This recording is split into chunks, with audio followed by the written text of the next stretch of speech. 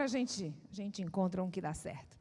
Bom, vamos conversar. Pode colocar para mim a apresentação, por gentileza. Eu falei de manhã para vocês que agora, na pandemia, a OMS fez uma pesquisa sobre a questão da nossa capacidade emocional, de como as coisas estavam, e foi surpreendente o resultado. Cerca de 86% da população mundial, né, está adoecida emocionalmente. É muito alto. Vocês têm a noção de que cada 10 pessoas, 8 e um pouco mais da metade de outra pessoa, né? Mais de 8 pessoas estão adoecidas emocionalmente. E a gente não precisa ficar incrédulo diante disso, porque nós vivemos a pandemia, né? E nós vimos e sentimos bem de perto o que foi. Então, é bem compreensível a gente entender que realmente isso abalou as nossas estruturas emocionais, que isso mexeu de fato com a gente, de que isso alterou a dinâmica familiar, além das nossas emoções como indivíduos, também mexeu na dinâmica familiar, né?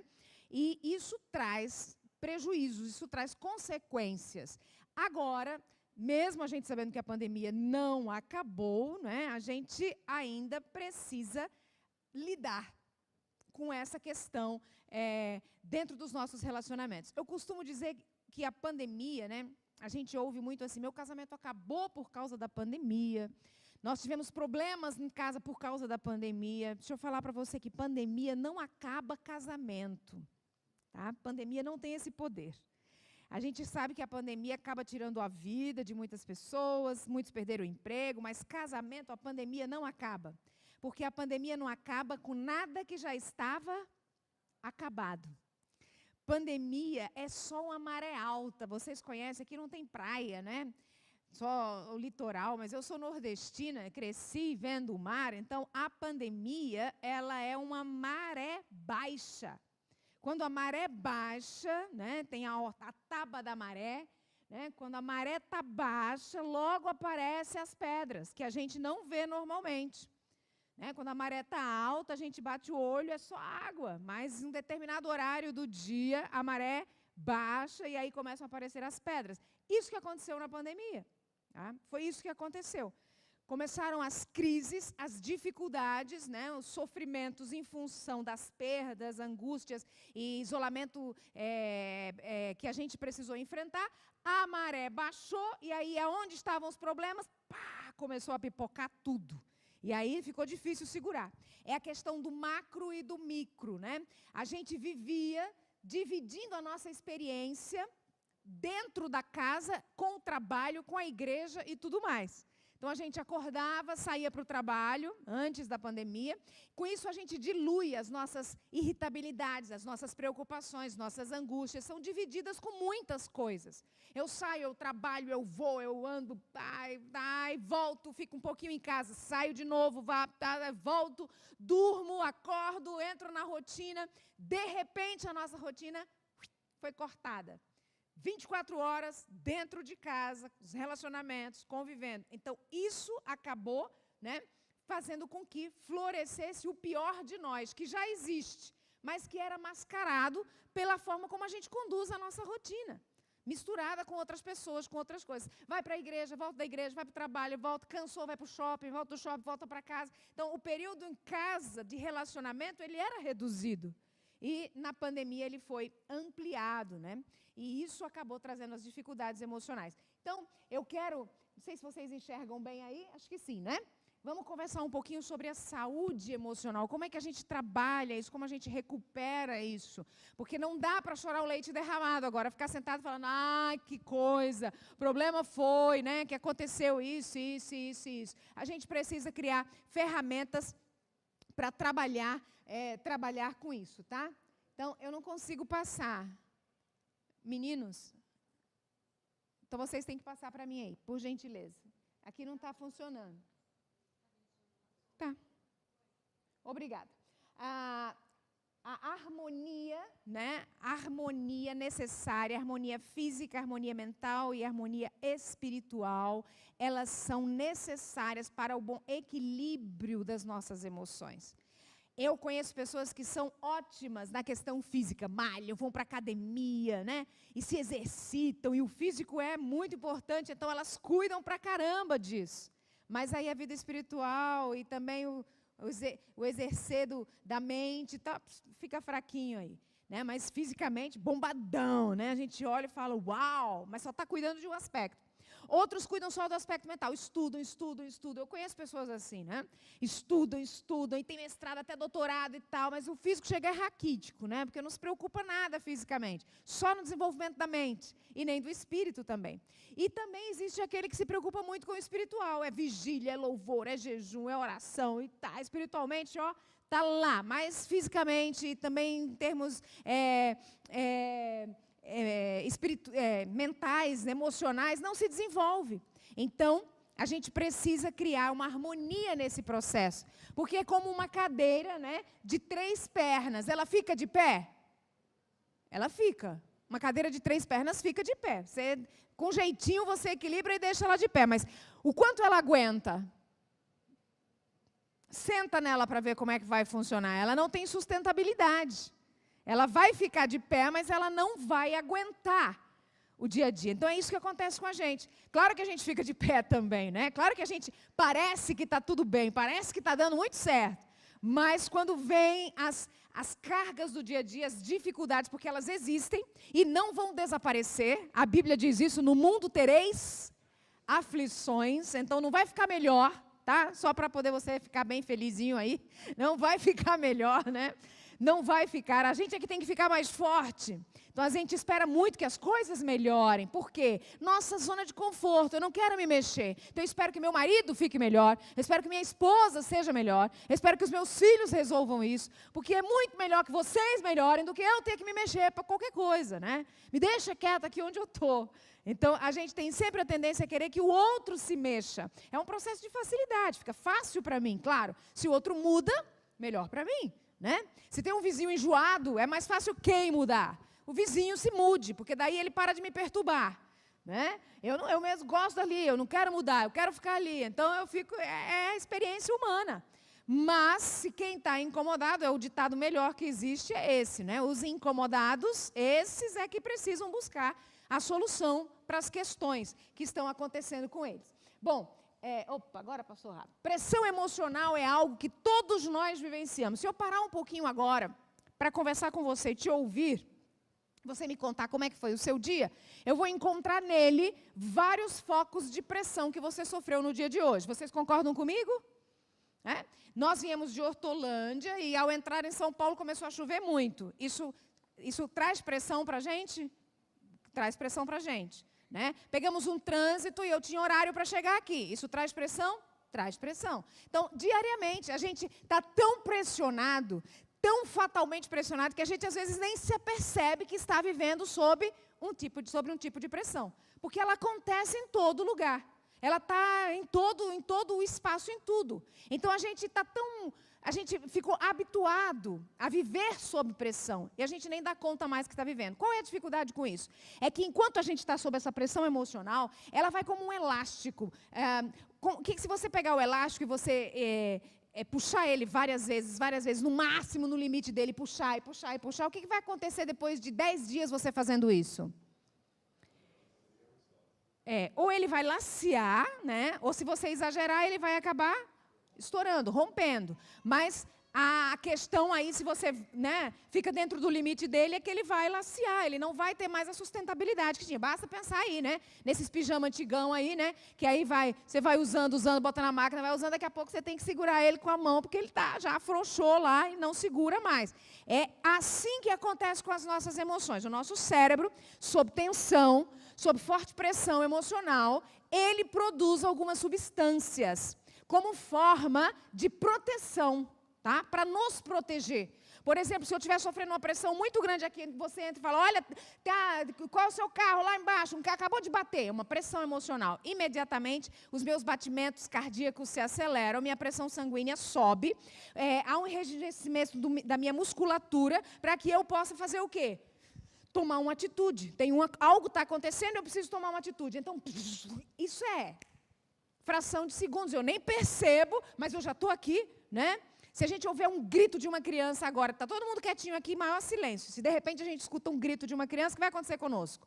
Todos nós vamos imediatamente ser acionados, né? O nosso cérebro envia uma mensagem. Você escutou? Foi um perigo. Há um perigo, há algo acontecendo. Então, ele começa a enviar para o nosso organismo substâncias como adrenalina, noradrenalina e cortisol. É inconsciente, você não controla, ao menor sinal de perigo, como uma defesa, o seu organismo vai reagir assim. Qual é o problema disso? Se é tão útil, se vai me colocar a energia necessária para ir lá e socorrer e atender e resolver o problema. O problema é quando não acontece uma emergência, de fato. O problema é quando o elástico está laceado. Tantas vezes ele foi esticado que ele ficou laceado. Então, eu tenho a sensação de perigo todo o tempo, mas o perigo não é real. Ele não está acontecendo. Então, eu estou em constante sentimento de pressão, mas de verdade não está acontecendo nada. É só um medo, é só uma ansiedade de que possa acontecer. Alguém se sente assim em algum momento? Medo de que possa, com medo de ser assaltado, medo de chegar em casa e ter alguém lá, medo de o carro bater na rua, medo de perder algo, medo de o celular ficar em algum lugar e onde é que vai, tudo que eu tenho está dentro dele, medo de um filho que saiu à noite e não voltar para casa. Medos que nos colocam pressão emocional, sem necessariamente estar acontecendo de fato, né? A mente cria, só que quando a mente cria, né, o cérebro cria essa situação hipotética, o seu cérebro não distingue. É só hipotético, é real. Para ele, tudo que você criar é o quê? Real. Ele começa a colocar... aí já é um processo um pouco mais avançado, mas esse é o início, tá? Já se transformou numa doença. Nós estamos falando aqui de um processo de pressão emocional natural existente em todos nós. Se a gente não controlar esse processo de alguma forma, aí vai passar a ser a doença, que pode ser aí o excesso de ansiedade, ela sobe a níveis muito altos e fica incontrolável, e aí o cérebro, como uma fuga, ele se desenvolve a síndrome do pânico como uma forma de contornar tudo aquilo. Tipo uma reorganização da casa, precisa ser feito alguma coisa.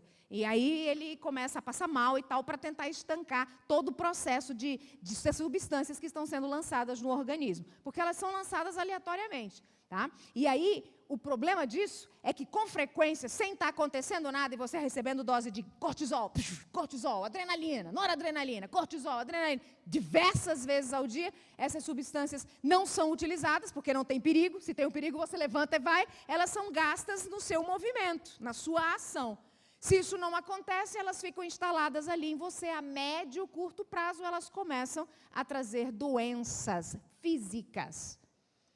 Gastrite, úlcera, fibromialgia, a síndrome do pânico, ansiedade generalizada, TAG, TOC, todas as ansiedades, aí vai começando a virar doença, porque está ali presente, você não trabalha isso, e isso vai tendo problema. Gente, isso está tão complicado hoje em dia que nós temos crianças que estão sob forte pressão emocional, crianças com 10 anos, 12 anos, 8 anos, que estão...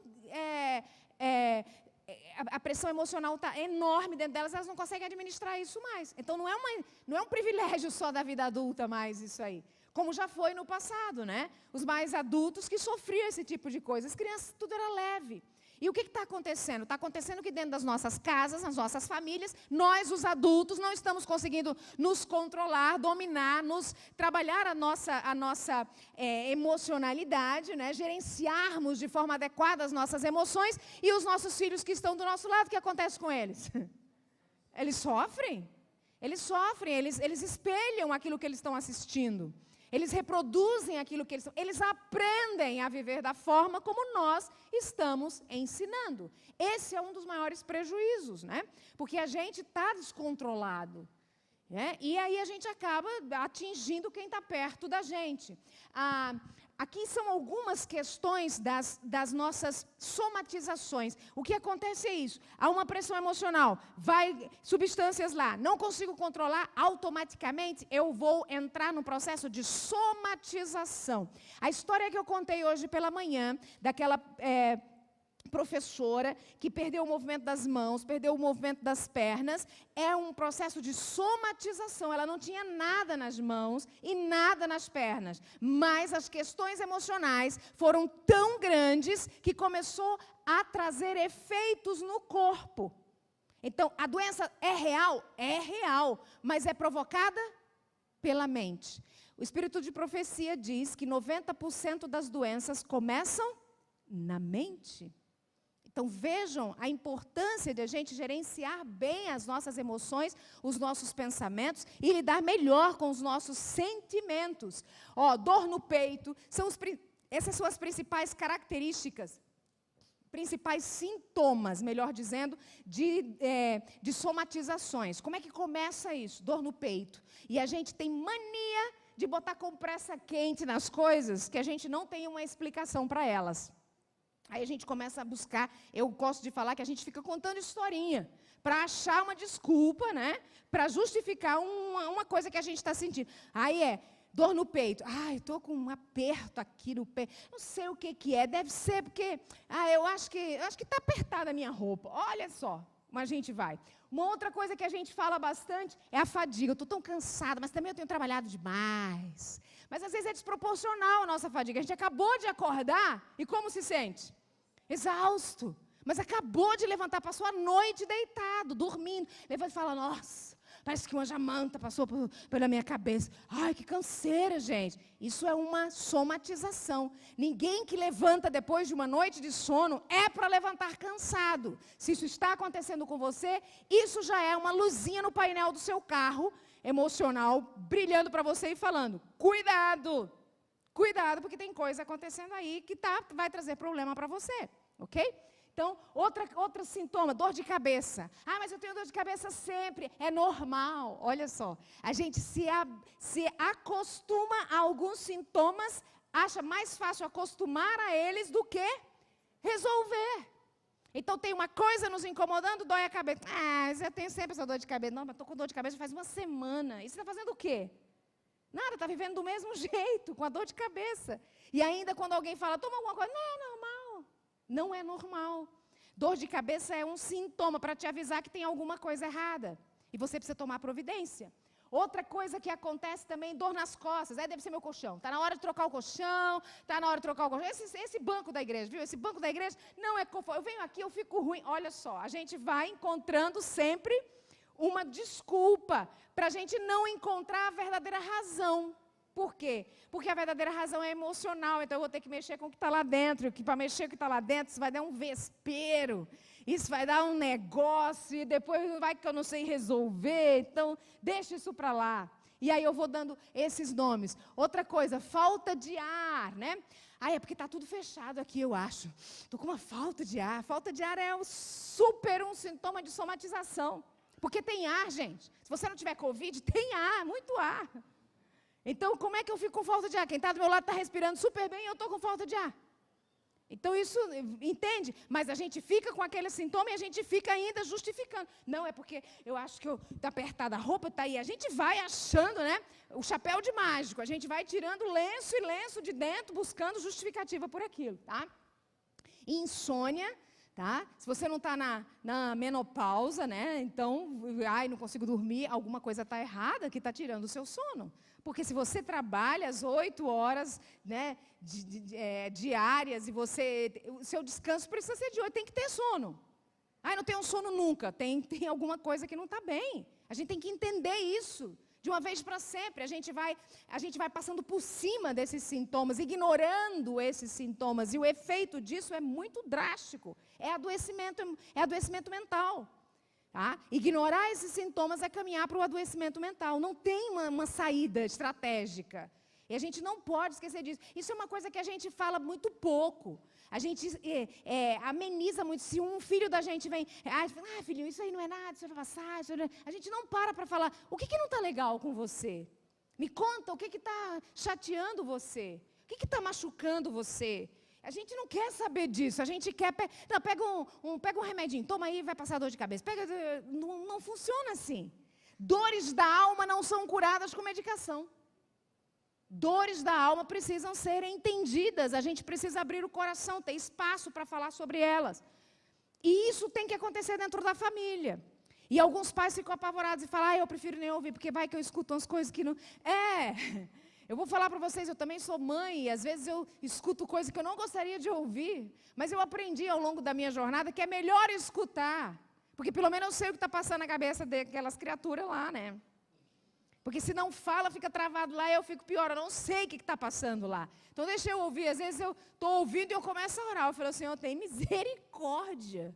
Isso lá é pensamento que se tenha, né? Mas é assim que funciona, não adianta fugir. A fuga não resolve problema nunca. Permanecer e enfrentar é que a possibilidade, pode até não resolver, mas é a possibilidade que você tem de resolução, é o enfrentamento. Então, a gente precisa crescer nesse aspecto. Testemunhos para a Igreja, volume 1, página 566, diz assim, o que traz doença ao corpo e à alma de quase todos, ao corpo e à mente de quase todos, são os sentimentos de descontentamento e as murmurações de quem está insatisfeito. Uau! Nós vivemos na geração da insatisfação, vocês concordam comigo? Nunca tivemos tanto e nunca reclamamos tanto. É impressionante. Quanto mais nós damos para os nossos filhos, mais eles estão insatisfeitos. Essa é a geração. Então agora você, um celular novo, um novo, e vocês trabalham, e alguns pais dizem para mim, eu trabalho muito por causa dos meus filhos. Não justifica não põe a culpa nos filhos, para a fuga, né? Trabalho é uma fuga, assim como a droga. Só que é nobre. Então você trabalha, ninguém nem te vê. Você trabalha dia e noite por causa dos filhos, dó. Seus filhos preferem que você trabalhe menos e esteja em casa, acredite, com eles. Então, para de contar historinha aí, querendo justificar a sua ausência, né? A gente tem que crescer nesse sentido. Olha só, diz que que traz maior dor, maior problema para o corpo e para a mente é nosso processo de insatisfação. Deixa eu dizer uma coisa para você, insatisfação mata. Você está num relacionamento insatisfeito, você está num trabalho insatisfeito, você está numa religião insatisfeita, você está numa casa insatisfeita, você ter um relacionamento de insatisfação, isso vai levar você à morte. É isso mesmo que você ouviu. E o que a gente tem que fazer? A gente precisa resolver nossas insatisfações. Porque essa coisa de, não resolve, não adianta falar, vou fazer o quê? Você parar? Essa é a frase clássica. Não tem jeito, vou separar, então pronto. Então pronto o quê? Vou viver assim? Insatisfeito o resto da vida? E você quer o quê? Que eu separe? Quem está falando em separação? Quero que você resolva. Quando não tem jeito, você precisa dar um jeito. Entende? O que não pode é você ficar insatisfeito. Todo dia olhando para aquela pessoa e reclamando, falando, nossa, eu não aguento mais, eu não aguento mais. Eu não aguento. Ai, fulano, quantos anos casar? Essa é uma cruz. Eu carrego essa cruz comigo.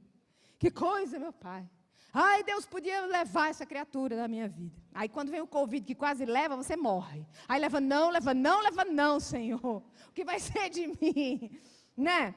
Então você fica só ali maldizendo, né? Reclamando. Lembra do povo de Israel? O povo de Israel andando pelo deserto e reclamando. A gente não tem isso, a gente não tem aquilo. Bom era o tempo lá no Egito. Olha que ignorância. Bom era o tempo que a gente era escravo. Entende? A burrice nossa no processo de reclamação é assim também com a gente. A gente fica reclamando e não resolve também. E aí o que o Senhor falou? Vou esperar essa geração todinha morrer para a outra entrar na terra prometida, porque senão esses entrarem lá, o que vai acontecer? Vou reclamar também, porque reclamação é um vício. Aprende isso. Reclamar é vício. Você está viciado em reclamar. Você reclama tanto que às vezes as coisas se transformam e você continua reclamando. Você nem consegue enxergar que a coisa mudou. Porque você está tão acostumado a reclamar. Então a gente tem que parar com isso, sabe? E aí você diz assim, Dilene, como é que eu paro com isso? Realmente é um mau hábito, realmente é algo que... Eu costumo dizer assim, se você fosse dormir à noite e no dia seguinte você recebesse somente o que você agradeceu naquele dia, o que você receberia no dia seguinte? Você já parou para pensar nisso? Porque nós perdemos as horas do dia mais reclamando do que agradecendo. E olha, se a gente parar para agradecer... Uma vez eu falei para minha paciente, você vai para casa e vai ver o que teu marido tem de bom. E vem me contar aqui, o que você pode agradecer para ele. Ela voltou na semana seguinte e me falou, eu não achei nada de bom nele. É dureza, né? A gente tem que desenhar às vezes. Eu falei para ela, sério? Nada, Dilene. Você mandou eu pensar, eu pensei. E eu não vi nada de bom. Eles já faziam terapia comigo há um tempo, eu já os conhecia bem, então eu fiz uma pergunta para ela. Você trabalha? Não, não trabalho. E você não trabalha? Não trabalho. Você tem carro? Tenho. Quem te deu o carro? Ele. Ah, tá. E você não trabalha? Não. Como você come? Ué, como assim como eu como? Quem paga as despesas da casa? Ele. Ah, tá.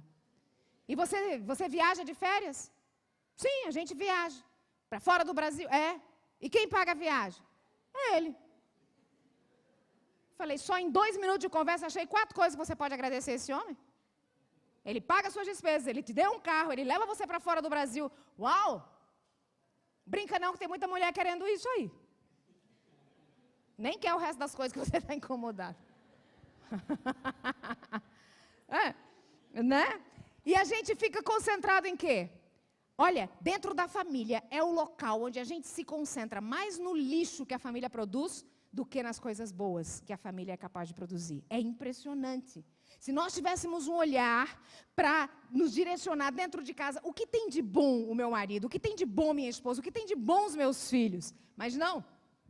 Se o filho pisar fora da linha, a gente enxerga na hora. E a gente ainda se esconde atrás da premissa assim, é porque eu estou educando. Será mesmo? Será mesmo? É uma deseducação. A gente observar só o que tem de ruim. Custa a gente falar, filho, uau, que legal, você arrumou a cama. A gente chega e fala, nossa, você arrumou essa cama? Eu arrumei, mãe, mas está todo torto o lençol aí, ó. Você varreu isso aqui? Varri. Eu tenho uma memória, ensinei minha filha a varrer o quarto. Falei para ela, ensinei não. Peguei a vassoura um dia, cheguei lá e falei, filhinha, você tem que dar uma varrida no seu quarto. Olha só como ele está, tudo tá. Ok, ela fez de bom grado, pegou a vassoura, varreu lá e quando eu voltei, eu olhei aquilo, eu falei, você varreu o quarto? E ela falou, varri. Eu achei interessante. Era uma vassoura de pelo. Ela passou a vassoura por aqui e veio do outro lado da cama. E aí dava para a gente ver a poeira assim, né? Onde a vassoura passou, a poeira espalhou. Embaixo da cama nada, nenhum lugar nada assim né? Ela passou a vassoura. Na verdade, eu tinha dito para ela mesmo isso, né? Filha, passa a vassoura nesse quarto. Mas não era assim para ser literalmente, né? Aí eu quis ficar irritada, né? Porque eu cheguei para ela e eu disse, limpa o seu quarto, passa a vassoura e tal. E eu esperava que ela fizesse o quê? Fizesse igual eu, com toda a minha experiência. Tivesse limpado, ido para debaixo da cama, visto os cantinhos. Mas ela tinha aí seus 10 anos. Ela não tinha uma experiência de uma dona de casa, mãe de 2 filhos. Né? Que foi da Era, que trabalhava na casa da mãe também. Porque a Era hoje, eles não trabalham na nossa casa mais, né? Mas eu tinha que trabalhar na casa da minha mãe. Quando eu tinha 12 anos, eu limpava uma casa. Minha mãe me colocava para limpar. Hoje, meus filhos de 12, 13 anos, é um parto para fazê-los ajudar em casa. É? E aí, quando me caiu a ficha, eu falei, mas eu nunca ensinei, como é que agora eu vou ficar brava com ela? E eu falei, filha, a mamãe vai te dar uma dica de como fazer isso aqui de uma forma mais fácil e melhor. Aí eu fui ensinar como é que faz. É? Porque a gente não faz esse movimento de ensinar, mas a gente reclama, e reclama, e reclama, e reclama, né? E isso é um problema depois para os nossos filhos. Eu decidi fazer agora de forma prática, eu vou traçar algumas personalidades, tá bom? Que são propensas ao adoecimento emocional. Alguns perfis pessoais que são mais propensos. Se você se encaixar em algum deles, depois eu vou dar as soluções também, tá bom? Para ficar de forma bem didática e bem prática, e você sair daqui dizendo assim, caramba, isso aqui bateu em mim, isso aqui eu preciso resolver, e o que eu tenho que fazer? Isso aqui eu tenho que fazer, tá? É o pulo do gato, é a receitinha do bolo, que todo mundo gosta de dizer no final, né? No final do Junta Panela, sair com a receitinha do bolo. Então, vamos lá. Olha só, primeiro tipo de perfil que é propenso ao adoecimento emocional. É aquele que tudo vai dar Errado. É o desanimado. Bora hoje à tarde. Ai, o tempo tá bom, não. Eu até estava animado, mas com esse tempo agora, não vai rolar. Né? Ó, bora sair depois que acabar aqui, vamos comer uma pizza. Ai, gente, vamos para casa, comer pizza agora, pegar trânsito de noite, não dá. É o desanimado. Nós vamos fazer, isso vai dar certo? Não. Vamos fazer um encontro para casais aqui na igreja e tal. Não, o pessoal não gosta. Isso não vai dar certo, vai dar tanto trabalho. Né? É aquela pessoa que está sempre colocando areia no rolamento. Nós vamos trocar de carro. Não, vai mexer com isso não. Vai mexer com o negócio de trocar de carro, não, porque a gente tem dinheiro agora, e tudo é difícil, e tudo é complicado. Né? Isso é o tipo de personalidade. Olha só, desanimado. Você vai fazer, não vai vestir, eu não acredito, você vai mudar de emprego. A essa altura do campeonato, mudar de emprego. Muda não, fica aí mesmo, está muito mais confortável. É o desanimado. Esse tipo de gente, só de a gente olhar para ele, a gente já conhece. Porque ele geralmente tem os ombros arcados, né? Ele anda arrastando os pés. A postura, já tem gente se ajeitando. A postura física já condena, né? Já está entregue mesmo para aquele negócio. Olha lá, a pessoa está já, né? Olha só, tem uma mensagem para essa pessoa, né? Eu não consigo passar de novo. Acho que eu fico... Olha só, a Review and Herald de 1913 diz assim, quando falamos de desânimo e tristeza, Satanás escuta com perversa alegria, pois agrada-lhe saber que colocou mais uma pessoa em escravidão. Não é brinquedo. Então, quando a gente começa a falar, isso não vai dar certo, isso não vai funcionar, isso não é ruim demais, o Brasil não tem mais jeito, gente, a política, que horror, quem vou votar, não sei, tá um horror, aí tudo está ruim, nada vai ficar bom nunca. É o desânimo completo e absoluto. Isso aí é o quê? Quando a gente está falando só sobre isso, Satanás está do lado e fala, yes, mais um para minha conta. Desânimo, tristeza, nada vai dar certo, tudo está ruim. Ele fica uma perversa alegria, sabe o que é isso? Tendo a consciência de que tem mais gente no time dele. Ele é dos fracos, desanimados mesmo. Então, está desanimado, pula para lá. Tá beleza, né? E tem gente que adora urubuzar a vida dos outros. Você já viu como é que é isso? Vai dar errado, não vai dar certo. Você vai fazer isso, vai gastar um monte. Eu nunca faria isso. Eu estou perguntando se você faria. Tem gente que vira e fala, se eu fosse você, eu não fazia. Eu falei, se você fosse eu, fazia, porque você era eu. Então, pronto, para de ficar falando historinha. Fica querendo contornar e piorar o negócio. Outro tipo de personalidade propensa ao desequilíbrio emocional é essa daí, Falo nada, não adianta falar. Porque eu falo e não resolve, então não falo mais. Se cala. O que você está sentindo? Bora comer uma pizza hoje. Você quer...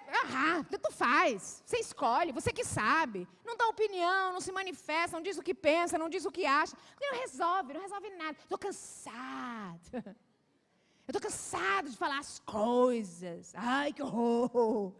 Aí sabe o que acontece com essas pessoas? Elas não trabalham seus sentimentos. Elas não trabalham suas emoções. E só tem um resultado para elas. Impressão sem expressão causa depressão. Aprende isso aí para você não esquecer nunca mais. Você não tem que falar para resolver. Aprende uma coisa legal. Aprende uma coisa bem importante.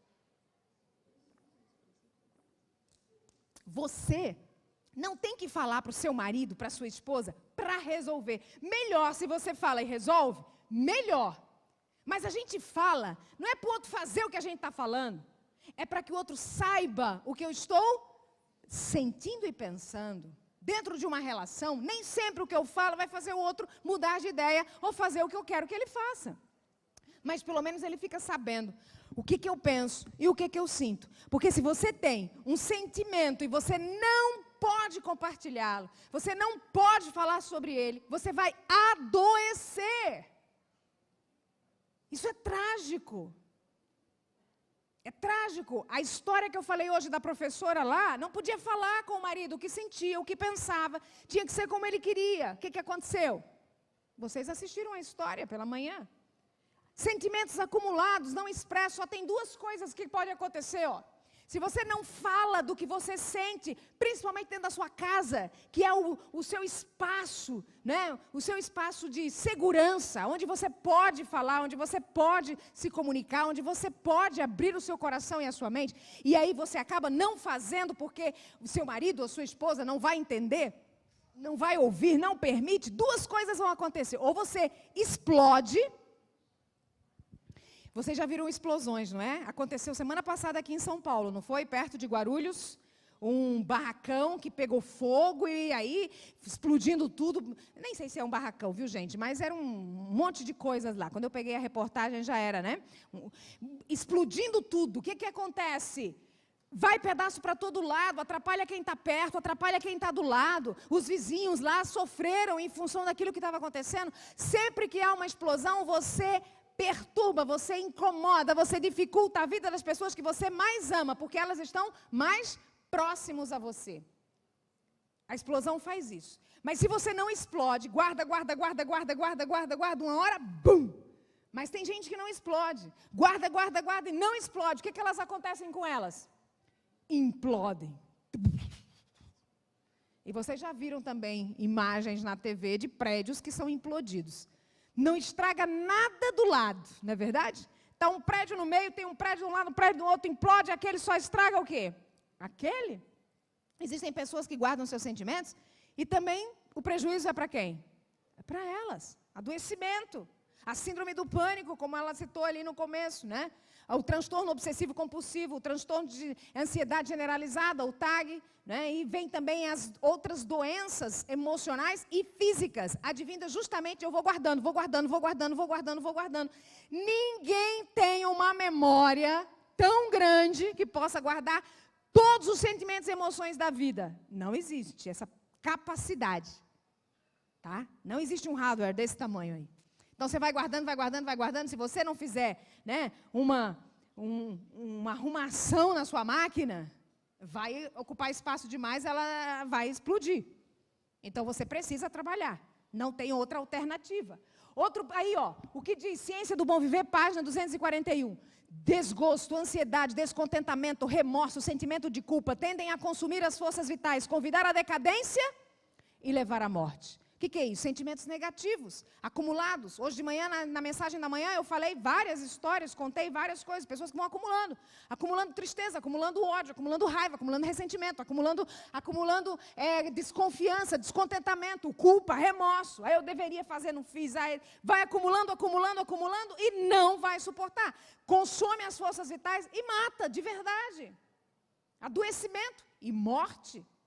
Então, a gente não tem muita alternativa, vocês estão percebendo, não é? E eu estou trabalhando todas essas questões da psicologia, mas eu estou trazendo trechos do espírito de profecia, não sei se vocês perceberam isso.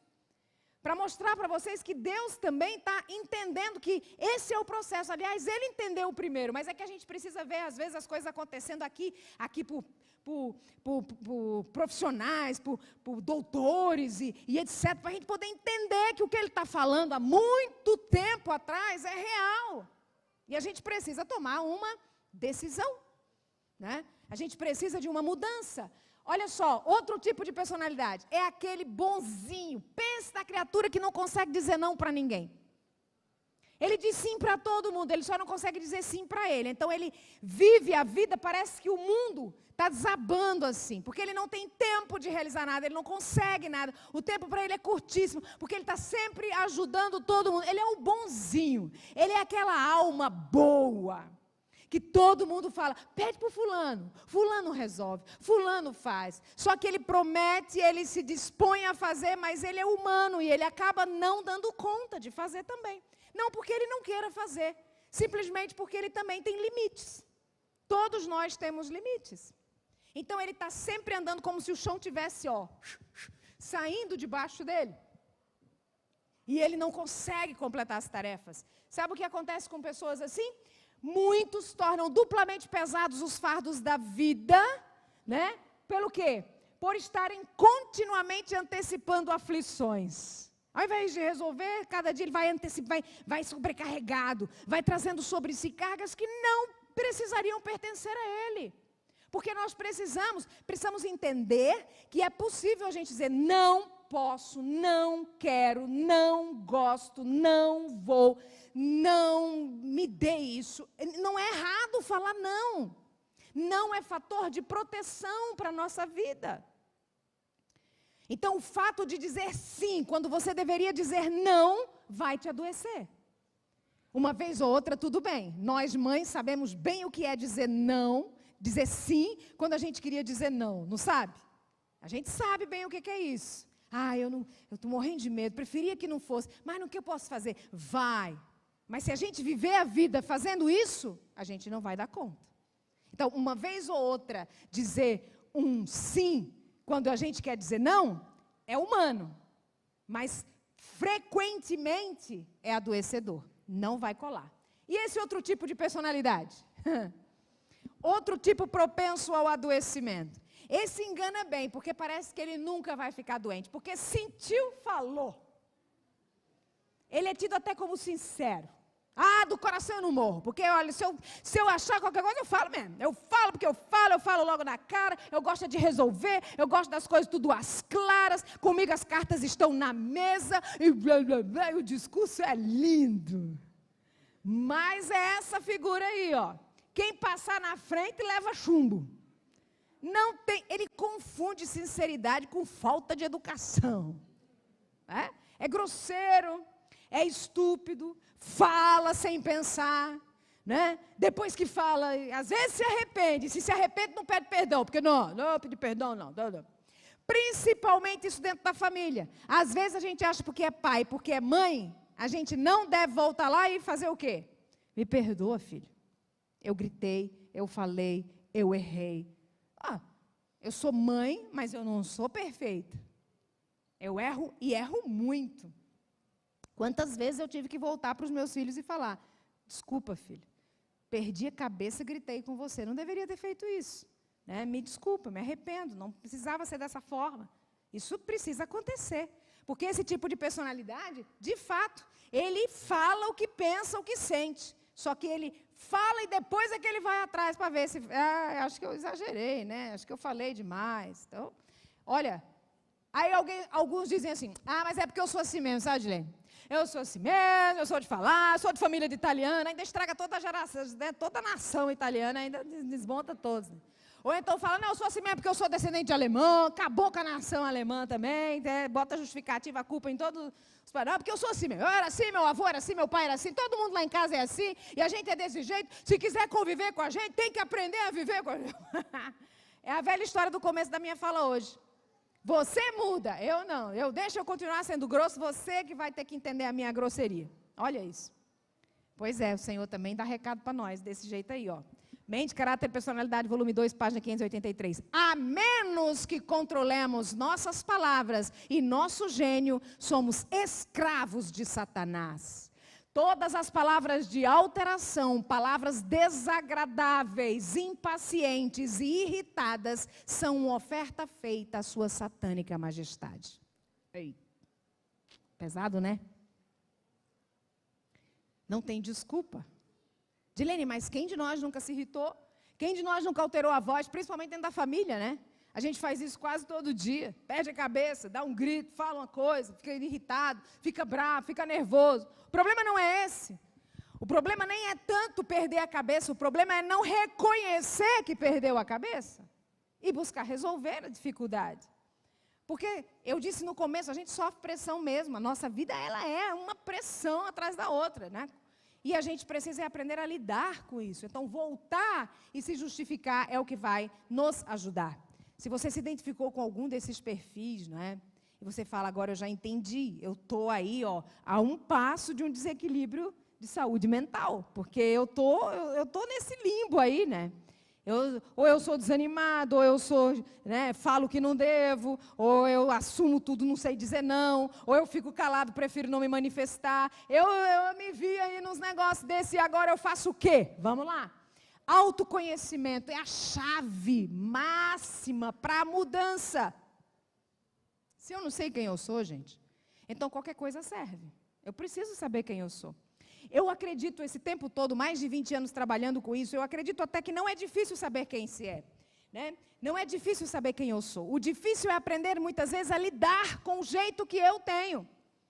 Porque alguns até reconhecem, eu sou assim mesmo, viu? Eu sou desse jeito, eu sou assim, eu sou assim. Alguns sabem bem quem são. E ainda anunciam, com orgulho. Ah, porque eu sou essa pessoa aí mesmo, eu sou assim mesmo, eu não aguento não. E vem, né, falando e achando que é o máximo. Tudo bem. Agora, se conhecer é bom, mas precisa aprender a lidar consigo mesmo. O que eu preciso fazer para trabalhar? Porque, afinal de contas, eu partilho uma existência, eu não vivo sozinho, né? Eu vivo com pessoas ao meu redor. Eu moro com pessoas dentro da minha casa, eu trabalho com pessoas. Eu convivo com pessoas na igreja, eu vou a lugares públicos. E agora eu ignoro todo mundo para ser eu, né? Ou alecrim dourado que nasceu no campo sem ser semeado. É a bala que matou Kennedy, né? Só quer ser a bala, porque é importada. Né? Porque a que matou Getúlio é nacional, então não interessa. Quero ser a bala importada, a pessoa se acha. Né? Então, não pode, a gente precisa aprender. Então, vamos lá, eu disse que a gente ia ensinar todo o caminho. O primeiro passo está aí, ó. Dentro do autoconhecimento, aprenda a ser resiliente. Capacidade de se adaptar. Tem gente que tem dificuldade de se adaptar. Todo mundo quer ser um planeta, todo mundo tem que orbitar em volta dele. Ele não faz um movimento em volta de nada dentro da casa. Poxa vida. Um dia é meu, outro dia é seu, é a velha história. Um dia é da caça, o outro dia é do caçador. Não dá para ser todo dia da caça, porque senão acaba o caçador. E se todo dia for do caçador, vai acabar a caça. Então tem que revezar esse negócio aí. Um caça um dia, o outro vira caçador no outro, vira caça no outro dia, inverte um pouco. Porque senão vai ficar complicado. É isso aqui, resiliente. Não tem que ser sempre do meu jeito. Eu preciso aprender a me adaptar ao jeito do meu marido, ao jeito dos meus filhos. Preciso também estar disposta a me adaptar a eles e eles adaptarem também a mim, porque também não pode ser tudo do jeito deles. Senão eu me perco. Eu me perco de mim mesmo dentro de uma relação. E esse é o pior de todas as perdidas da vida. Se perder de si mesmo. E olha, o que tem de gente perdida de si mesmo dentro das famílias é inacreditável. Eu não sei mais quem eu sou, porque eu sou tanto o que você quer, o que você quer, o que você quer, o que você quer. Eu sou tantas Dilenes que vocês querem que eu seja, que eu já não sei quem eu sou mais. A minha essência. Me perdi. Isso é adoecedor. Isso adoece você. Então você precisa aprender a ser resiliente. Precisa aprender a ser resiliente. Estabeleça limites. Todo mundo precisa aprender a estabelecer limites. E os limites não é você que dá para mim, sou eu que imponho para mim mesma. Até aqui eu vou permitir que venham. Às vezes a gente fala assim, não, você só vai até ali. Não, eu não posso dizer até onde você vai. Eu posso dizer até onde eu permito que você chegue aqui. Mas você vai onde você quiser. Mas aí, se você vier para cá, aí aqui sim é o meu limite. Que a gente, quando é casado, a gente tem mania de querer... Não, você não pode me dar a senha do seu celular. Isso é uma guerra, esse negócio de senha do celular. Sei para que inventaram senha. Deviam ter deixado sem senha esse negócio. Porque já inventaram a internet. Aí foram e botaram senha nos negócios. É para perturbar mesmo o casamento. Só pode. Porque aumentou a clientela um monte depois que inventaram senha nos dispositivos eletrônicos. Porque agora todo mundo quer a senha do outro. Que coisa absurda. Não, piorou bem. Atendi um casal recentemente que, além da senha, ele monitora onde ela está. Então, ela chegou em casa, foi para uma lanchonete. Não, esses não eram casados ainda. Foi para uma lanchonete com as amigas, chegou 2 da manhã e ele falou assim, onde você estava? Ela não quis dizer os detalhes, porque não queria conflito. Falou, não estou fazendo nada errado, estava com as amigas, meus pais sabiam. Aí o namorado estava com o controle todo lá. E aí ele falou, e aí, foi bom? Foi bom, que hora você chegou? Não, eu cheguei cedo. Era 2. Mas só não viu se era PM ou AM, eu acho, não. E aí, falando assim, e ele fica me controlando. Eu falei, você vai casar com essa criatura? Porque tá só namorando, já tá com um negócio atrás de você. Quando casar, você não vai nem botar o nariz do lado de fora. Ah, falei logo de uma vez para economizar tempo, porque... Ah, juro para você, depois de 23 anos, é melhor a gente dar uns recados rápidos, assim. Até porque esse tipo de relação, eu posso dar o recado que eu dou, desenhar, recortar, pintar, fazer um quadro e a criatura ainda olha para mim e falava, a senhora acha mesmo? Eu falo, não acho não, eu tenho certeza, mas a escolha é sua, vai em frente e depois volta para a terapia. É o jeito. É impressionante. Tá na cara da gente, a gente fica dizendo pra gente mesmo, não é assim, não tô vendo. Não tô vendo, não é possível. Nossa vida, né? Nossa vida. Então assim, estabeleça os limites. Você que estabelece os limites. Ah, é porque ele me bate. Bate porque você deixa. Pronto, falei. É duro, mas é. Mas Dilene, porque eu não... Então saia daí, vai ficar aí. Se eu estou aqui, tem uma goteira na minha cabeça. Só tem um jeito de eu não pingar na minha cabeça. Qual é? Eu preciso me mexer. Mas se eu ficar aqui falando, tem uma goteira aqui na minha cabeça. Me ajuda. Está pingando. Me ajuda. Aí você fala, afasta. Não pode me afastar. Mano, como é que eu vou me afastar? Vou deixar a goteira. Ah, não. A goteira está pingando. Me faz alguma coisa por mim. Tem que se mover. Pronto, vai gotejar do meu lado, mas não goteja na minha cabeça. Mas é uma dificuldade de mover, porque eu pego uma coisa com a goteira e a gente cria uma história. E aí eu não consigo abandonar essa goteira que está só me machucando, só me estressando, só trazendo problema para mim. Preciso resolver, não consigo resolver sozinha? Não. Então quero um profissional, eu quero um bombeiro, eu quero uma escada de bombeiro que venha para cá, para me mover, para me tirar, porque eu sozinha não consigo me mexer. Então eu preciso de ajuda, realmente eu preciso de ajuda para sair dali. Ok? Então isso é sério. A gente precisa entender limites. Quem põe sou eu. Ninguém pode pôr limites na minha vida. Ninguém, nem Deus põe, não é verdade? Ele diz, mas ele diz, olha, escolhe o quê? Escolhe a vida. Eu estou dando conselho para você, viu? Escolhe o melhor caminho, mas você é que sabe o que você vai fazer. Olha, o Criador diz que é nós que sabemos. Aí a gente casa e o outro quer saber da nossa vida, quer dizer tudo que a gente vai fazer. Não é certo. Pronto, falei, vou embora logo depois do culto. Estou falando mesmo. Faça boas escolhas. Aprenda a fazer boas escolhas. Você faz escolha o tempo todo. Até quando você não escolhe, você já escolheu. Então, por favor, já que você vai escolher de todo jeito, aprenda a escolher o que é bom para você. Não tem como, gente, eu saber o que é melhor para ela do que ela mesma. Não tem como.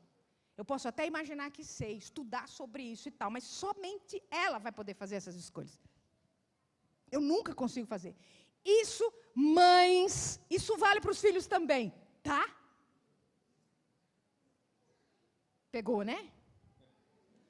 É porque o que eu recebo de mãe virada para mim falando, a Dilene está namorando com criatura que eu não gosto. Aquilo. O que eu faço? Meu namorado da minha filha é assim, assim. Eu falei, que idade tem sua filha? Tem 22. Ore por ela. Vai fazer o quê? Ore por ela. Não tem o que fazer. Dilene, me ajuda. Minha filha namora com um rapaz que bebe e tal. O que eu faço? Ore por ela. Ore por ela. A gente, como é mãe e pai, acha que a gente tem o domínio dos filhos para o resto da vida. Não tem. A gente pode pensar que tem. E se você pensa que tem, e acredita que tem, e tem coisa errada aí na sua relação com seu filho. Seu filho é um incompetente. Não consegue fazer escolhas. E aí você está tendo que escolher por eles. Então você errou feio no processo educacional com seu filho. Porque depois de grande, é importante que ele saiba fazer as próprias escolhas. É o caminho da vida. A gente tem que criar os filhos para que eles façam as escolhas. Se eles se tornam adultos e nós temos que continuar escolhendo por eles, nós falhamos. Falhamos dentro desse processo. Precisamos repensar. Precisamos repensar o que foi que a gente andou fazendo. Natureza amorosa. Isso é algo importantíssimo também dentro da vida. Eu já estou acabando, viu, gente? Natureza amorosa, importantíssimo. Quem não tem natureza amorosa, quebra. Natureza amorosa traz flexibilidade. Quando eu tenho uma natureza amorosa, eu sou capaz de compreender o outro e flexibilizar. Quando eu não tenho natureza amorosa, eu enrijeço. E aí tem que ser do meu jeito. E toda vez que tem que ser do meu jeito, os prejuízos são enormes. Enormes.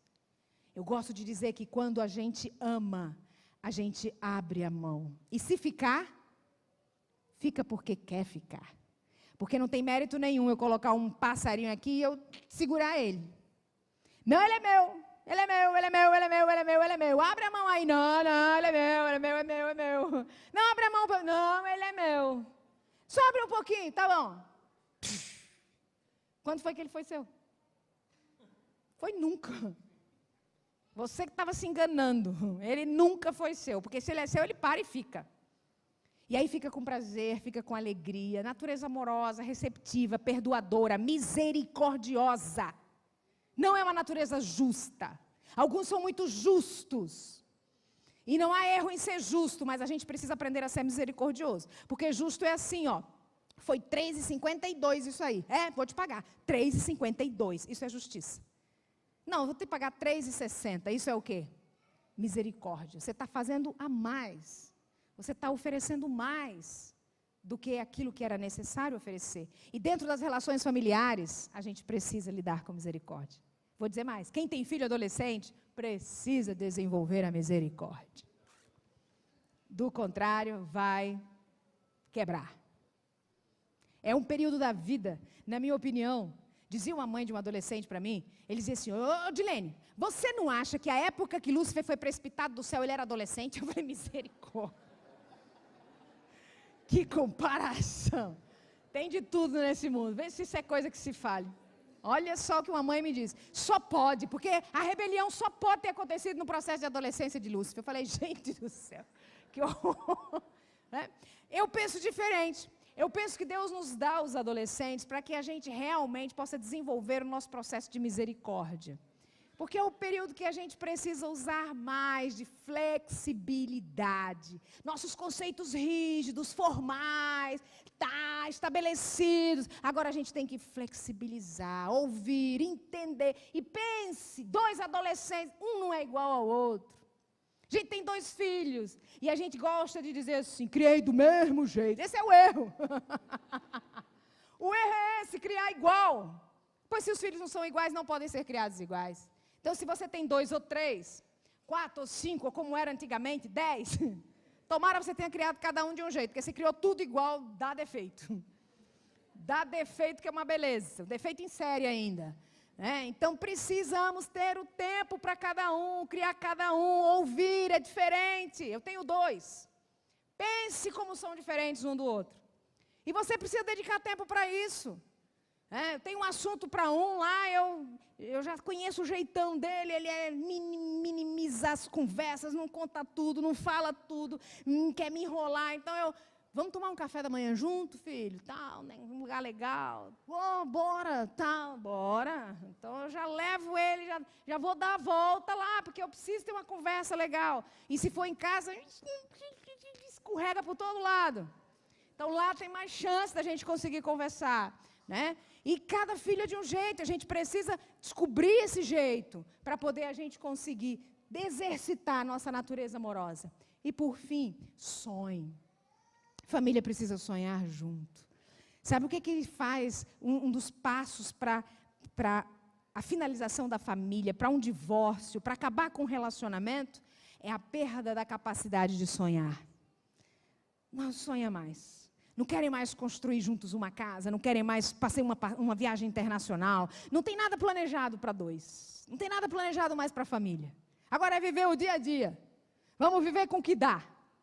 E vamos lá, é o que temos para hoje. É vendendo o café para comer a janta, é vendendo a janta para comprar o café. É só isso aqui que a gente tem.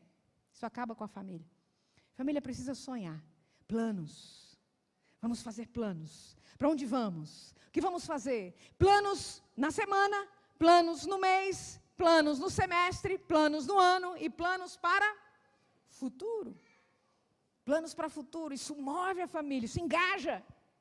Todo mundo participa. Eu tenho um sobrinho, ele tem 2 crianças. E é muito interessante. Ele é bem econômico, a esposa não trabalha e ele precisa liderar toda a família financeiramente, e eles são bem econômicos. Então, surgiu a ideia de eles fazerem um cruzeiro fora do Brasil. E ele chamou os garotos, os 2 filhos, e ele disse, a gente vai viajar. Vocês querem ir com o papai e com a mamãe? Todo ano o casal faz uma viagem em comemoração ao aniversário de casamento. Mas dessa vez eles queriam levar os filhos nessa viagem internacional. Então, eles programaram de que viriam viajar para fazer um cruzeiro. Ir até os Estados Unidos e de lá fazer um cruzeiro. E os meninos ficaram empolgados, andar de barco, andar de navio, 2 gurizinhos pequenininhos. E ele falou, só que é o seguinte, é um projeto nosso, então nós vamos ter que economizar. E vamos estar, beleza, isso foi o que ele conversou. Depois de toda a história, eu fui saber como é que tinha sido o começo da história, que foi esse o começo. Então, nós estávamos um dia, a família toda reunida, e falamos, vamos tomar um café ali em Olambra, né? E aí fomos todo mundo para lá, para tomar um café e tal. E aí a gente come uma coisa, cada um pede, cada um pede o seu, e cada um paga a sua, e a amizade continua. E a gente, todo mundo ali pedindo e tal, e os meninos pediram alguma coisa na hora do sorvete, os outros primos lá, sorvete, isso aqui, e eles... Aí eu cutuquei, eu falei, as tuas crianças não vão tomar um sorvete? Não, é que o negócio aqui é meio caro, tia. Então, sorvete aqui, não. Aí eu falei, mas por que, tadinhos? Um sorvetinho para cada um, eu pago. Não, tia, não. Falei, não, os outros meninos estão tomando sorvete, e ficamos naquele discurso. Aí a esposa dele falou, tia, é que a gente combinou. Aí o pequenininho dele veio e falou assim, pai, não dá para comprar sorvete? Aí ele falou, nós temos um combinado, filho. Aí ele falou, é verdade. Aí eu falei, qual é o combinado? É que a gente vai, tia, passear de barco. A gente vai passear de barco. A gente precisa economizar junto para passear de barco. Olha só. Aí me deu uma dosinha ali, eu falei, poxa vida, um sorvetinho eu podia comprar para ele. Mas sabe, isso é educativo. Aprender a esperar. Aprender a construir algo maior. A gente como pai e mãe, R$5, R$2, que diferença vai fazer isso num cruzeiro, né? De mais de $1.000. Então, vai lá, compra. Não, ensinar a sonhar. E o gurizinho ficou todo conformado. O primo veio lá e tal para dividir. Ele falou, não, porque eu vou no barco. E ele estava explicando lá que ele não queria sorvete porque ele ia no barco. Né? Então, é uma construção importante que a ser feita. A gente morre de dó. No começo eu fiquei com dozinha, depois eu falei, eu ensino esses negócios aí, agora eu estou com dó do guri. Deixa ele ficar sem sorvete. Sorvete nem faz bem à saúde, não. Já está ajudando a menina a nem virar diabético e agora a gente está aqui tudo, né? Então, ensinar a sonhar, construir junto como família, que experiência, que coisa deliciosa. Os meninos ficam empolgados, cada vez que eu encontrava com eles eu dizia, como é que vai a viagem? A gente está preparando, a gente está, olha, animadíssimos os moleques para poder viajar. Estão indo agora em dezembro, que a pandemia, ainda coitados, aconteceu bem na época da pandemia, tiveram que adiar o processo, mas estão indo agora, ficaram sem sorvete e foi em vão, né? A pandemia.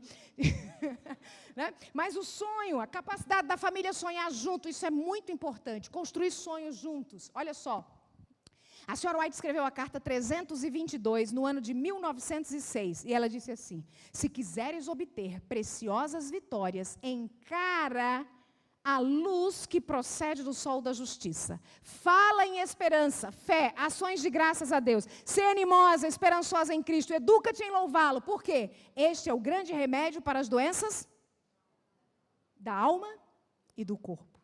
Está aí o processo de cura. Se 90% das doenças começam na mente, a cura dessas doenças começam quando a gente coloca o sol da justiça, Jesus Cristo, em primeiro lugar. Quando a gente tem o coração agradecido, quando a gente é educado em louvar, quando a gente para de reclamar e se dedica à gratidão. Aí vem a saúde para o corpo e para a alma. Quando a gente reconhece os benefícios que a gente está tendo, aquilo que a gente está conquistando, aquilo que a gente está ganhando, aquilo que a gente tem, isso traz cura. Isso traz libertação para a gente. E por que a gente está perdendo tanto tempo? E por que a gente está vivendo tanta angústia? Se a gente deveria fazer aquilo que o próprio Deus recomenda que façamos. Eu espero, meus queridos, que o dia de hoje tenha sido um dia proveitoso para você. Que você tenha aprendido, entendido, compreendido a importância de trabalhar as suas emoções dentro do seu óleo familiar. Porque uma família bem estabelecida, bem ordenada, vale muito mais do que todos os sermões que se possam pregar. Estamos preocupados com a pregação do Evangelho, estamos preocupados em levar adiante a mensagem do Senhor, mas uma família bem estruturada e bem ordenada é muito mais importante do que todos os sermões que possam ser pregados. Se a nossa família estiver bem, a gente vai ser uma atalaia, não é? A gente vai espalhar essa mensagem por todos os lugares. Que Deus possa nos abençoar em relação a isso. É o meu desejo para vocês. Amém. Se você deseja, ainda não me segue pelas redes sociais, e você deseja fazer isso, esse QR Code aí é do meu Instagram, você pode girar o seu celular para ele, e ele vai te levar direto lá para o Instagram, tá bom? Se você não consegue fazer isso, você pode também digitar aí, @Dilene-Ebinger, como se fala, né? Como se escreve, melhor dizendo, e aí você vai direto para a página. A gente tem muitos conteúdos gratuitos sobre relacionamento conjugal e também sobre educação emocional, desenvolvimento, autoconhecimento e desenvolvimento das suas emoções. Inclusive programas extremamente gratuitos, como a Jornada Emocional Desafio 21 Dias, que vai começar agora a 5ª temporada, no dia 12 de julho, às 6h45 da manhã, trazendo ensinamentos como esse que você ouviu hoje aqui, completamente gratuitos, tá? E a gente tem também outros programas que são pagos. Inclusive, começa agora, final de maio, por causa do mês das mães, a gente tem um congresso para mães, tá? Mães e filhos, uma jornada de amor. Eu tenho recebido muitas queixas de mães que carregam culpa, de mães que não conseguem ensinar a obediência para os seus filhos, mães com dificuldades com seus adolescentes, mães que os filhos já são adultos e está difícil se relacionar com eles também. Então, nós desenvolvemos aqui o Mães e Filhos, uma jornada de amor. São 4 noites e é online. Agora o online veio para nos unir. Nós temos alunos em 24 países. Nós temos alunos, né? Porque o online agora não tem mais barreiras. Então, você pode, da sua casa, participar com a gente desse congresso. Então, hoje, quero falar para vocês desse aqui. Nós temos escola para casais, nós temos jornada emocional, nós temos muitos. Mas hoje, especificamente, vou falar sobre Mães e Filhos, uma jornada de amor. São 4 noites com conteúdo. Começa às 20h20, você recebe o conteúdo. Você recebe livros em PDF, você recebe vivências e tarefas. 2ª, terça, 4ª e 5ª noite, mais ou menos 50 minutos de trabalho online através do Zoom, tá? E tudo isso somente aí, ó, dia 23 a 26 de maio é a data desse congresso para mães. E os pais podem participar? Não é proibido os pais participarem, tá? Mas nós vamos direcionar para a mãe. As palestras, as falas estão bem direcionadas para as mães, ok? 2020 pelo Zoom. E o investimento de R$ 119,90 hoje, especialmente aqui para vocês, faço a promoção de R$ 79,90. Gente, não fica nem R$ 20 por noite. Tá? É super acessível. E se você tiver dificuldade, falar assim, Dilene, eu quero, mas eu precisava parcelar em 2 vezes. Não tem problema, porque o nosso objetivo não é realmente, vamos ganhar dinheiro. É que você faça. Eu falava no almoço com a esposa do pastor, ela me perguntava, você tem cursos gravados? Eu falei, tenho 2 e não gosto. Porque eu não quero fazer curso para vender curso. Eu quero fazer os cursos para que as pessoas participem efetivamente dos cursos e sintam a modificação nas suas vidas. Então, ele é ao vivo. Tá? Se você tem aula e não pode, ele fica gravado e depois você recebe, se você fizer a sua inscrição. Mas eu estarei ao vivo, 100% ao vivo e online, nesses dias, te ajudando a passar por essas fases da vida nesse processo de construção, tá? R$ 79,90, ali tem o número do Pix também, se você já quiser fazer o Pix e mandar o comprovante para aquele telefone. As fichas de inscrição estão aqui. Alguém tem interesse? Porque daí já vai preenchendo quando chegar lá fora, logo que a gente termine a reunião, já entrega e já faz a inscrição, tá? Ela vai entregando para vocês, que aí vocês já preenchem e facilita lá o processo com ela. E eu tenho esse livro aqui, ó, que eu gostaria também de deixar para vocês. É um livro que eu fiz só para mulheres. Você, mulher. Tá? É um livro onde eu falo a mulher que é casada, que é solteira, que é viúva, que é divorciada, que tem filhos pequenos, aqui tem filhos grandes, aqui é casada, mas não tem filhos, aqui tem filhos adotivos. Tá? É um material que foi escrito especificamente para mulheres. Esse livro custa R$ 25,00 e eu trouxe alguns deles, vai estar disponível lá embaixo. Também aceitamos Pix e também máquina de cartão, tá bom? Se vocês tiverem interesse, a Lília, que eu não apresentei ela aqui hoje para vocês, a Lília é minha sócia, o ministério foi crescendo muito e eu não fui dando conta de encampar todas as coisas. Então, a Lília, trabalhamos juntas já há mais de 6 anos e ela vai estar lá embaixo, com toda essa parte administrativa fica com ela. Então, se você tiver desejo por alguma desses materiais, vai ser um prazer poder te ajudar, tá bom?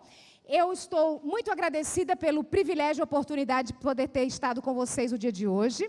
Eu não conhecia a Igreja do Belém. Antes da pandemia, nós tínhamos combinado de vir. Aí veio a pandemia e a gente não pôde vir. E foi se estendendo, mas finalmente conseguimos vir passar o dia com vocês. Muito obrigada. Vocês são extremamente acolhedores, né? Uma igreja forte, uma igreja animada, de um louvor extraordinário, né? Eu pude aproveitar hoje pela manhã. Que Deus abençoe, bendiga todos vocês e que as famílias possam ser fortalecidas a cada dia. Um grande abraço, que Deus abençoe a todos. Obrigada.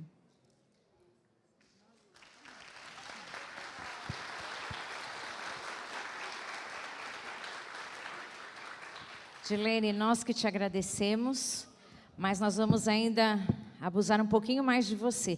Eu vou abrir para 5 perguntas. Se alguém tiver alguma pergunta sobre o que a Dilene falou hoje para nós nessa tarde, você pode fazer neste momento. 5 perguntas, 5 pessoas que tiverem alguma... O Rodolfo tem um microfone para ir?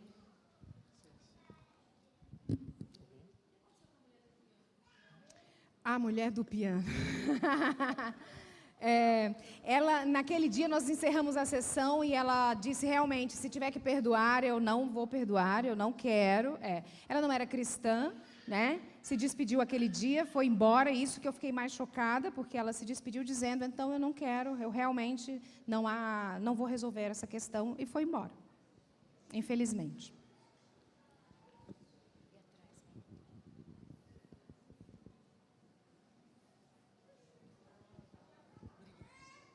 Eu queria saber, você falou sobre as pessoas que guardam muito, né? Muitas coisas, muitos sentimentos. Quando chega esse momento que a gente está muito cheio e acaba explodindo, que a gente explode, quando explode vai com raiva, né? Põe tudo para fora com raiva. Como a gente pode fazer assim para evitar que a gente guarde tanta coisa no passar do tempo? Porque às vezes a gente não sente. Eu sou dessas, eu guardo, e chega um momento que eu explodo e eu não sei como fazer para evitar de estar guardando. Como eu poderia controlar isso? O autoconhecimento vai te levar a esse processo. Você não percebe porque você não tem uma atenção para você. Você começa a prestar atenção a tudo que está ao seu redor, menos a si mesma. Então, vai enchendo e não se dá conta que está enchendo. Então, um exercício muito legal, fácil de fazer, todas as noites, quando você for dormir, você começa a lembrar como foi o seu dia. Acordei de manhã, o que eu fiz? Fiz isso. Meio que um checklist do dia. Só que, ao invés de ser só de atividades, você vai checando suas emoções durante aquele dia. Que sentimentos eu tive quando eu saí e cheguei na mesa do café da manhã hoje? Foi tudo bem, foi tudo alegre, que legal. No ônibus um fulano me esbarrou e eu fiquei nervosa. Por que eu fiquei nervosa? E aí você vai analisando os sentimentos que você teve nas diversas atividades que você teve durante o dia. Vai dando ouvidos para ele. Por que eu fiquei? Por que eu fico nervosa quando acontece alguma coisa assim? Por que quando alguém fala comigo desse jeito, eu não gosto? O que acontece comigo? Que memória que eu tenho que me faz ficar chateada com a pessoa assim? Porque, na verdade, o que me faz ficar brava, se ele fala alguma coisa comigo, não é um problema que eu tenho com ele.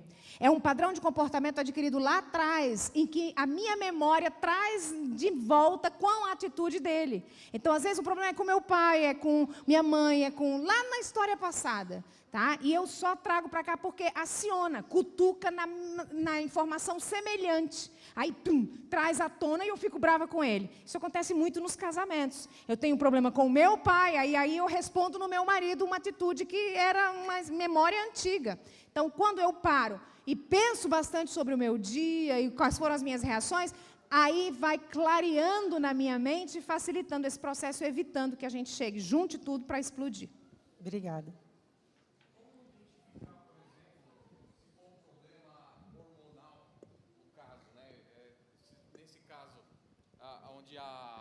A pessoa está talvez alterada, né?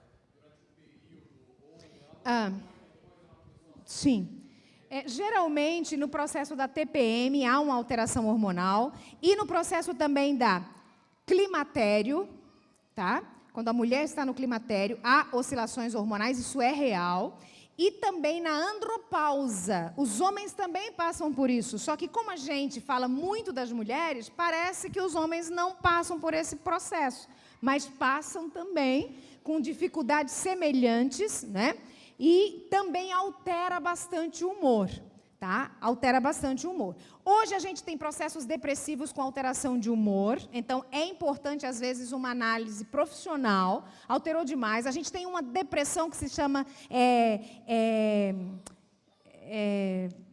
sumiu agora, concentrada no que eu estou falando para você, mas vai vir à minha mente. Ela faz um processo cíclico. A gente até tem a impressão que a pessoa é aquela mal-humorada, sabe? Distimia é o nome da depressão, né?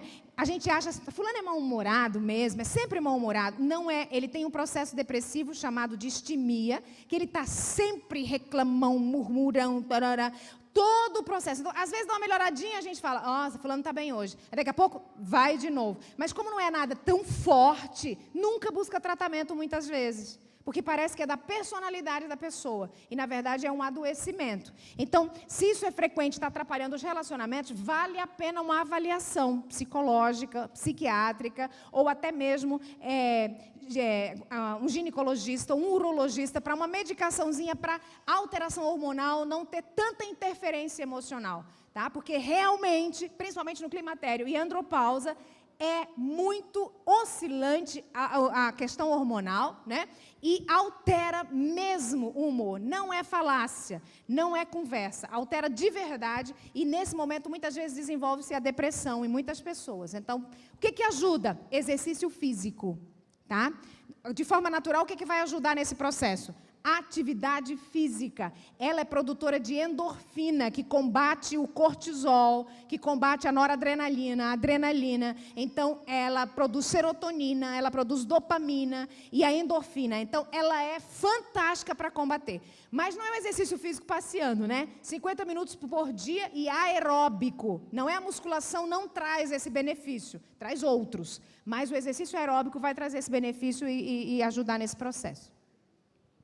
Dilene, o que fazer quando uma pessoa ela chegou num estado de fadiga pela somatização que você de manhã pregou, né? Uhum. A pessoa foi somatizando os problemas, aquilo levou inclusive a problemas físicos, emocionais, e ela está tão apática que ela não consegue ter força, nem física, nem emocional, de buscar ajuda. Por onde começar?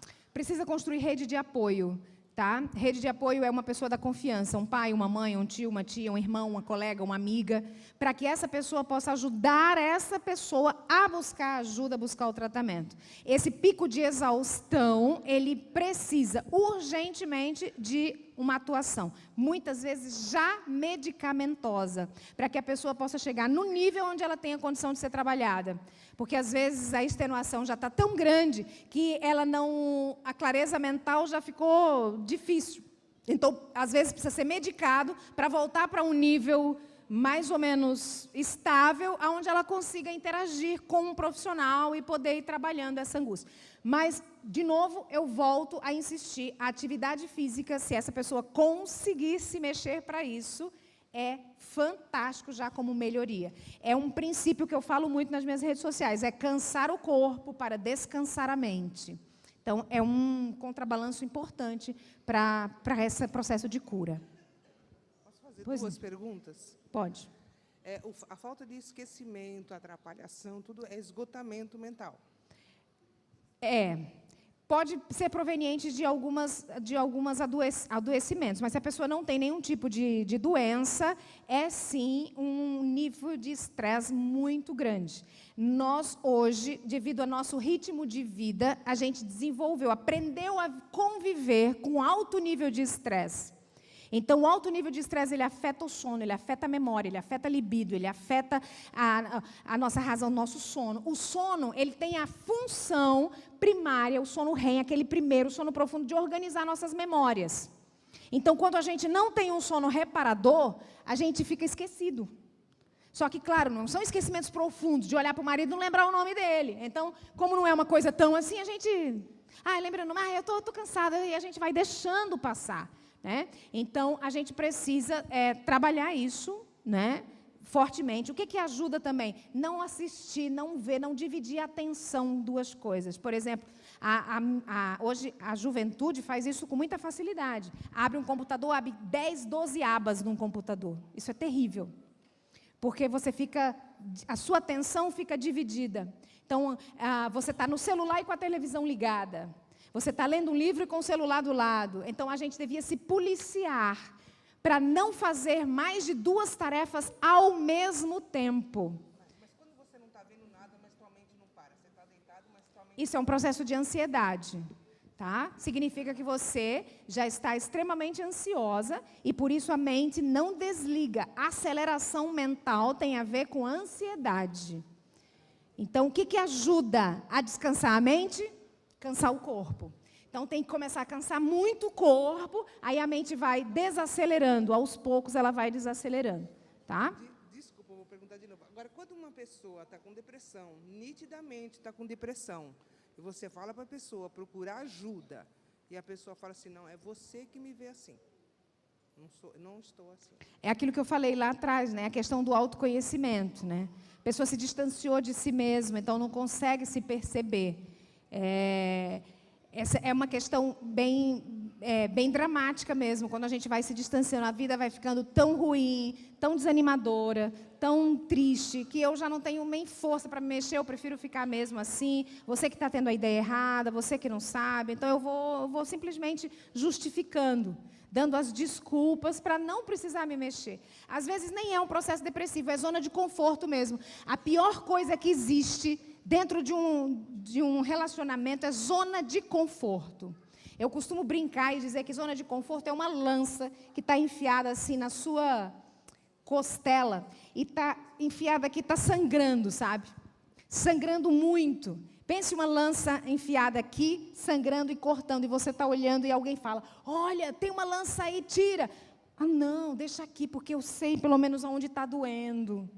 Eu sei, eu conheço já. Então, isso é zona de conforto. É péssimo, mas a gente não quer se mexer, porque a gente já sabe onde está a dor. Tirar, e se doer, e se ficar o buraco, e se ficar assim. Então, os medos são tão grandes que eu permaneço naquele sofrimento intenso. Enquanto que se eu puxasse, podia haver uma mágica assim, tss, mas eu nunca vou saber. Só tem um jeito de saber, aceitando me mexer. E às vezes a gente não tem a capacidade de fazer isso, né? É desafiador ser humano. Bom, nós queremos agradecer, Dilene, que Deus abençoe a sua vida. Muito obrigado por ter vindo.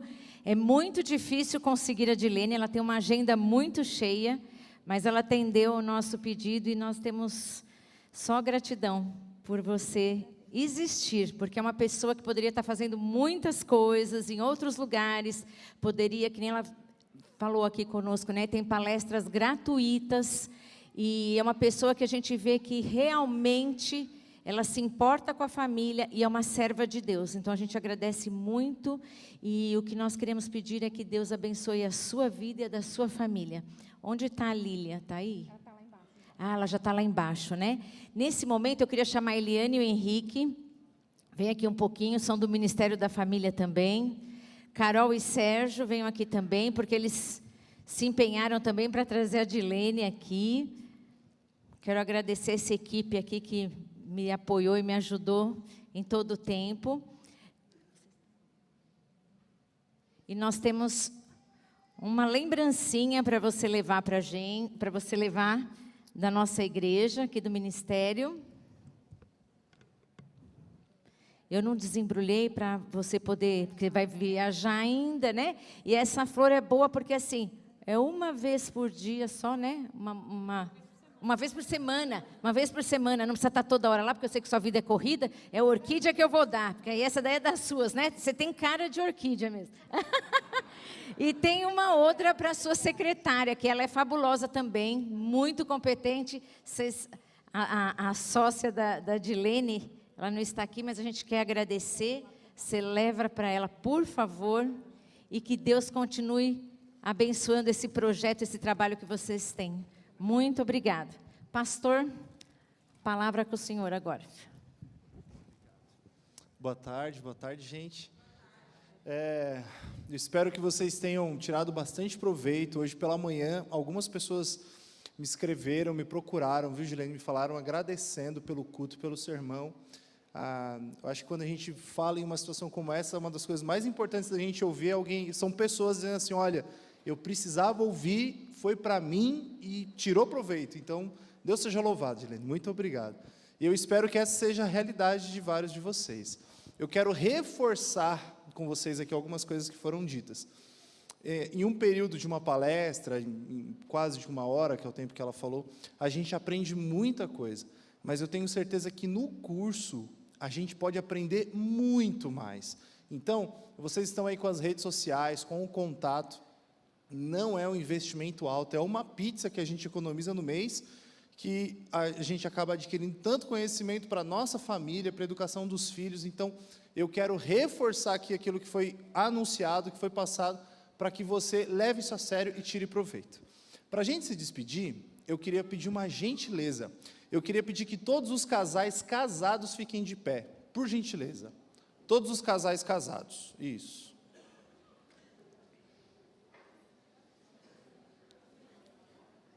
Acho que vai dar, né?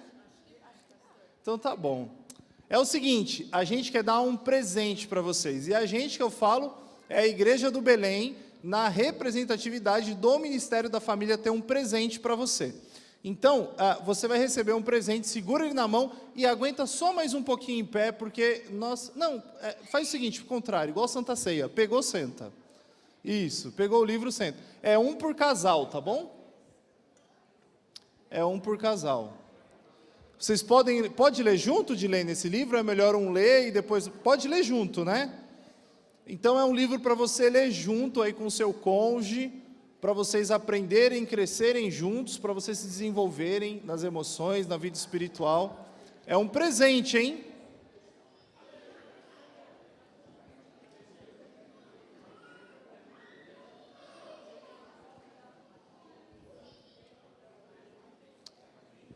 Tem mais aí? Tem mais aqui, ó, tá precisando aqui. Alguém não recebeu ali? Tá chegando lá o Rodolfo, acho que... Deu.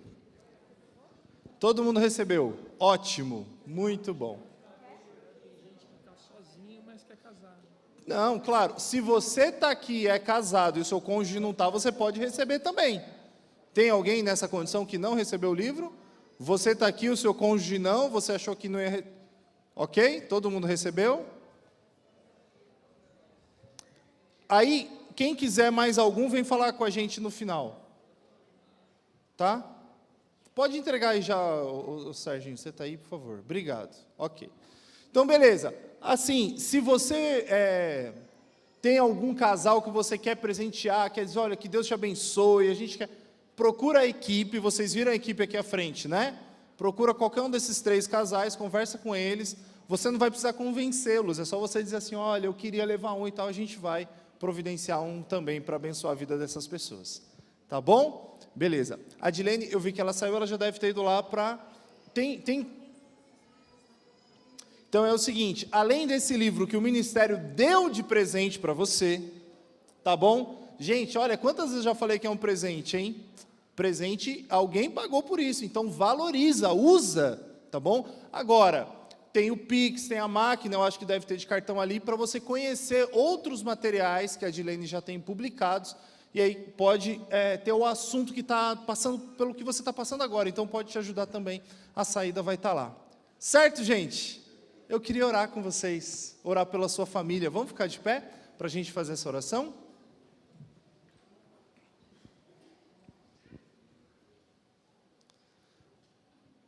Vamos orar. Querido e bom Deus, louvado e engrandecido seja o teu nome, porque o Senhor é bom e as tuas misericórdias duram para sempre. Nós te agradecemos pela igreja que nós fazemos parte. Hoje a igreja deu um claro recado para a gente. A igreja está preocupada com as nossas famílias.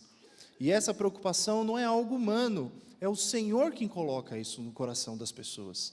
Então, bom Deus, aproveitamos esse momento para recorrer ao Senhor. Bom Pai, tem misericórdia das famílias da nossa igreja. Abençoe os maridos, para que eles amem a sua esposa, assim como o Senhor ama a sua igreja. Querido Pai, abençoe as mulheres, as esposas, para que elas sejam submissas aos seus maridos no sentido do amor, do cuidado, do afeto, entendendo que todos nós ocupamos um lugar especial aos seus olhos.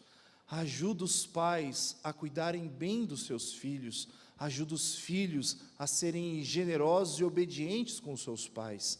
Ajuda-nos, Senhor, a sermos lembrados todo o tempo que todos nós somos irmãos, filhos de um mesmo Pai que habita no céu, e que esse Pai tem interesse especial sobre nós, homens, mulheres, maridos e esposas, filhos e pais.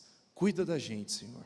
Abençoa nossa comunidade e leva-nos em segurança para as nossas atividades, na proteção dos teus santos anjos, e que essa semana, que é completamente desconhecida para a gente, seja uma semana ao teu lado, o Senhor que já sabe tudo o que vai acontecer, guia e direciona os nossos passos. É o que nós pedimos e nós oramos, não porque exista méritos em nós, mas nós oramos em nome de Jesus. Amém. Amém. Deus te abençoe, obrigado por ter vindo, foi muito importante você estar aqui, e que você tenha uma boa semana. E aí, vocês gostou? Top, hein? Legal, né? E agora?